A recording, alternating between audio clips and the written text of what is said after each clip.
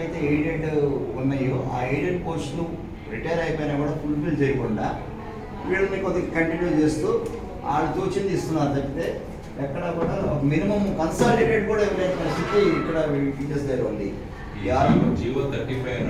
జియో 35 అనేది అడ్డంకి అయిపోయింది. గతంలో రాజశేఖర రెడ్డి గారు కూడా ముందు జియో 35 రద్దు చేయాలంటే ఆయన అక్కడ అపోజిషన్ ఉన్నట్టున్నాడు. బాబు గారు పెట్టారు 2006లో. సో ఈ జియో 35 రద్దు చేస్తే కానీ ఇది రద్దు చేస్తూ కూడా వీళ్ళు ఎవరైతే ఆ ఎయిడెడ్ పోస్టులు ఉన్న వాళ్ళు మరి కొత్త రిక్రూట్మెంట్ వీళ్ళనే దాంట్లో ఫుల్ఫిల్ చేయాలనేది వీళ్ళ ఇది.